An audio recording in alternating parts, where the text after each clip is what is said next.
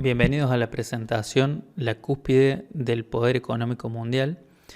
Venimos realizando una investigación anteriormente donde revisamos las 500 empresas de mayor facturación a nivel mundial según la revista Fortune y organizamos a dichas empresas en los 20 rubros más importantes de la actividad económica y dentro de ellas analizamos quiénes eran sus principales propietarios, sus principales tres accionistas, analizamos en todo este esquema económico. De allí tenemos que recordar que salieron a la luz un par de organizaciones. Por un lado tenemos el grupo de los 4 fondos de inversión que denominamos Poder Económico Mundial, integrados principalmente por Vanguard, BlackRock, Fidelity, State Street, y adicionalmente notamos un nuevo fondo que tiene un posicionamiento estratégico en el control de determinadas compañías, sobre todo farmacéuticas, al margen de estos 4 grandes fondos, y ese se llama Parametric. También encontramos muy ligados a la industria química y a la industria de la construcción al Estado chino en forma directa, ¿no? Tanto en cuestiones energéticas como de construcción, de transporte también. Bueno, para que recordemos el trabajo anterior, habíamos localizado este gráfico que es de elaboración propia, donde tenemos sobre el eje vertical las 20 agrupaciones o sectores económicos más relevantes. Tenemos allí telecomunicaciones, servicios de internet, software, semiconductores, refinería, industria química, productos médicos, minería y petróleo, metales, maquinarias de campo, ingeniería y construcción, farmacéuticas, equipos de comunicación, envíos, energía, electrónica, defensa y aeroespacio, computación, bancos y aerolíneas. El segmento azul representa el porcentaje dentro de este rubro, siendo los rubros parte de las 500 empresas de mayor facturación del mundo. Si son pintados principalmente con barras azules, están dominados por el poder económico mundial, que son estos 4 primeros fondos que nombramos recién. Si son propiedad del Estado chino en forma directa, aparecen pintados en rojo. Es de notable importancia que ha crecido a lo largo de los últimos años la presencia estatal china en el control de estas empresas y de estos sectores de la economía. Y tenemos en un color celestito a las propiedades de Parametrics, ¿no? Que lo tenemos aquí en algunos rubros. Bueno, por lo que valía la pena incluirlo. De allí esta presentación es para hacer un resumen o una reflexión sobre algunas cuestiones que son bastante relevantes en el momento actual. 5 de las 6 organizaciones principales que manejan el mundo son fondos de inversión. Esa es la forma de la empresa, es decir, no son sociedades anónimas propiamente dichas y no son inversores particulares. No están acá los Rothschild, no está JP Morgan. Hay varias por ejemplo, la familia Walton, propietaria de Walmart, tampoco está. Jeff Bezos, uno de la persona más rica del mundo, no está, en forma directa no está. Bill Gates no está. Eso es muy importante porque las organizaciones que vemos aquí, esto es actualizado a septiembre del 2020. Las 6 organizaciones que manejan el mundo no son las que ustedes normalmente marcarían como conocidas, ¿no? Eso es muy importante porque es una de las características de quienes tienen poder, tratar de ocultar ese poder, ¿no? Y mostrar a peones de su tablero, ¿no? O a jugadores menores. Bueno, 5 de las 6 organizaciones principales son fondos de inversión, es decir, son empresas privadas. El sexto organismo es el Estado chino y tiene en común el Estado chino con estos otros 5 fondos de inversión que a su interior no son democráticos, son empresas privadas, ¿no? Ahora vamos a ver un poco más de detalles, pero es importante ampliar este punto. Las 6 organizaciones que manejan los 20 sectores económicos principales del mundo en su mayor nivel de facturación son organizaciones que están completamente alejadas del concepto de la democracia, ¿no? Entonces, eso lo podemos ver cuando nos preguntamos si estas organizaciones tienen una orientación democrática. Claramente no la tienen, pero también es importante si hacemos la pregunta inversa, que es ¿qué control tienen las democracias actuales sobre los principales sectores de la actividad económica mundial? Ninguno. Esa sería la respuesta si uno tuviese que responder categóricamente. Otro punto, que es el tercero que está en esta filmina, es que el gobierno de Estados Unidos, el gobierno formal, ¿no? Estamos hablando en su momento Barack Obama, actualmente Donald Trump, no son parte de esta mesa chica, ¿no? Cuando uno habla de geopolítica, de control de armamento, de armas nucleares, de hacer acuerdos internacionales, de determinar guerras, bueno, allí el presidente de Estados Unidos es una figura clave que además tiene una influencia tremenda sobre la OTAN, sobre la ONU, sobre el FMI, sobre el BID y sobre muchos países europeos, sobre los presidentes de algunos países de América Latina. Es un jugador geopolítico, pero a la hora de manejar la economía global, fíjense que el presidente chino está mucho mejor posicionado porque controla empresas en forma directa, todos estos segmentos en rojo, dentro de las de mayor facturación del mundo. Es decir, que tiene un mejor posicionamiento estratégico en esas áreas o un control directo más importante. En esta presentación queremos hacer hincapié sobre las personas. Este listado que tienen aquí es la mesa chica, desde mi punto de vista, del poder mundial. Estas son las personas que definen los directorios de todas las empresas de mayor peso de los 20 sectores principales de la economía del planeta. En representación de Vanguard es Mortimer Buckley, de BlackRock, Lawrence Fink. Con BlackRock y Vanguard es importante hacer esta diferencia.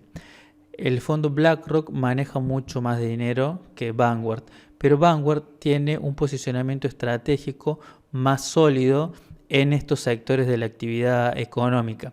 Y BlackRock tiene una estrategia de mayor diversificación y menor importancia en los directorios. Normalmente va segunda en la conformación de los accionistas de estas empresas. En el tercer lugar, el fondo FMR o Fidelity. Cuarto lugar, State Street, Parametrics, el que incorporamos a este grupo de los 4. Y el Estado chino, ¿no? En representación del Estado chino, el presidente actual es Xi Jinping, de Parametrics. El CEO es Brian Langstrath, de State Street, Ronald Hanley, de Fidelity, Abigail Johnson, de BlackRock, Lawrence Fink, y de Vanguard, Mortimer Buckley. Respecto de Vanguard, por ejemplo, Mortimer Buckley es el segundo presidente. El primero fue su fundador, que es John Bogle, y lo que mencionan, digamos, en los libros de la empresa, es que fue nombrado sucesor en una votación anónima, ¿no? Es como un detalle un poco raro, pero es importante remarcar que esto no tiene nada que ver, obviamente, con un sistema democrático. No cuentan los votos ni de los empleados ni de los estados en los cuales están, porque obviamente es una entidad totalmente separada. En el caso de BlackRock, Lawrence Fink es el fundador de la empresa y quien maneja el timón de la misma hasta la actualidad. Este es un personaje muy conocido para nosotros porque es el mayor tenedor privado de bonos de la deuda externa argentina. En el caso de FMR, Fidelity Management and Research, le está conducida, su CEO es Abigail Johnson, Y esto es muy importante porque es lo que más nos va a explicar la forma en la que están organizados a largo plazo estos fondos de inversión. Ella es la nieta de Edward Johnson, segundo, que es el fundador de la empresa.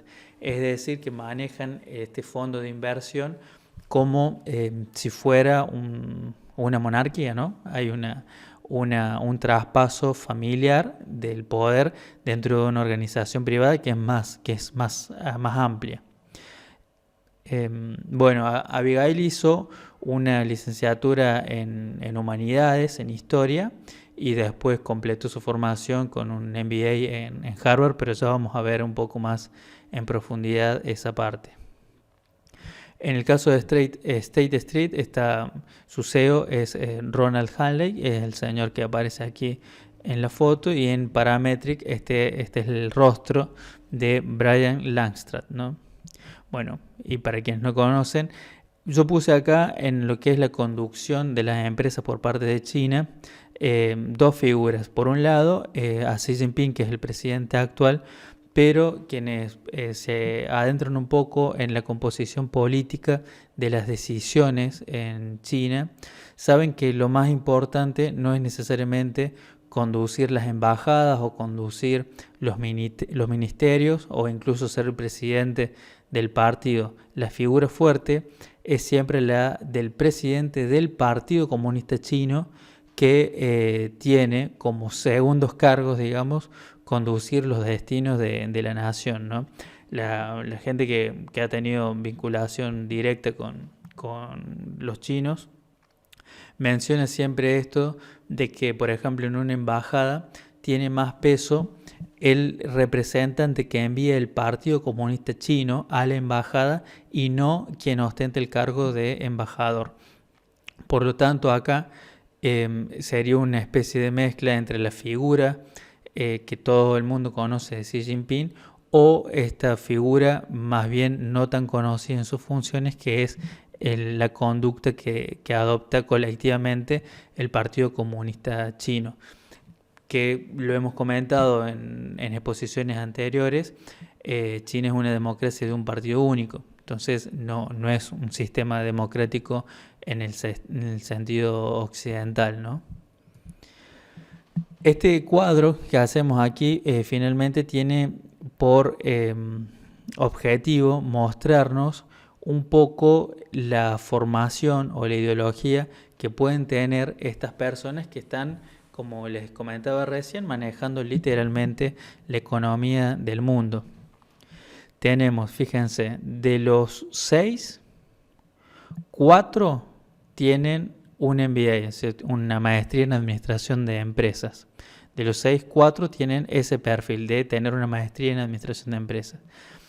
El presidente de China, que fíjense qué casualidad acá en los sectores que maneja China, ¿no? China está en el área de telecomunicaciones, software, semiconductores, y tiene mucha presencia en la industria química, en minería y petróleo, en metales, en ingeniería y construcción, en equipos de comunicación, en energía, en defensa y en bancos. O sea, fíjense que tienen mucha presión justo en un área de la cual tiene formación el presidente de China, que es en ingeniería química, ¿no? Bueno, y tenemos a Brian Langstrad, que tiene una licenciatura en economía y en sociología. De las 6 personas más importantes en la conducción económica del planeta, 3 son graduados del mismo MBA, que es de la Universidad de Harvard. Esto es importante porque este centro de formación claramente tiene allí la posibilidad de actuar como un mega tanque de ideas a través de su currícula, ¿no? Y a través de las personas que acepta y que no acepta en su centro de formación.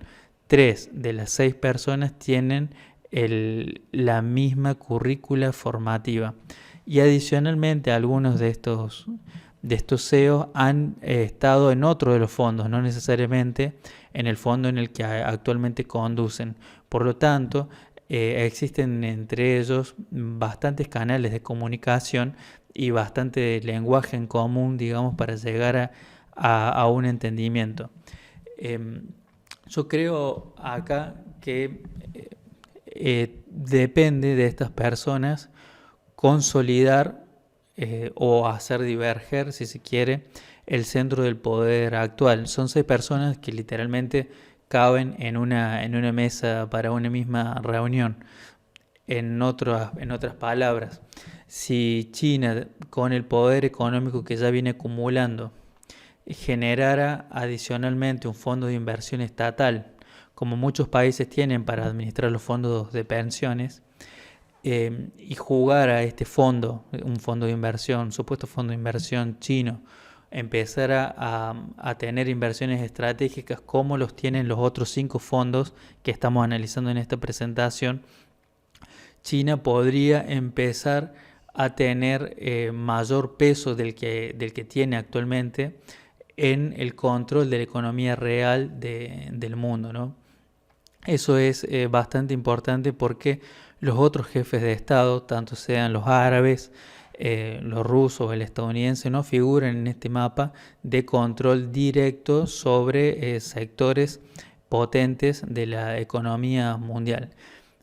Esto sumado a la reflexión de que los 6 candidatos están totalmente alejados de un sistema de elección democrática, creo que da las señales concretas de cuál es la fisionomía que tiene el poder económico mundial. Es una concentración total sobre un montón sobre todas las áreas fundamentales de la economía, sin un control mediante el voto, sino mediante el poder económico, y en general comparten un centro de formación que es la Universidad de Harvard, como para tenerlo en cuenta.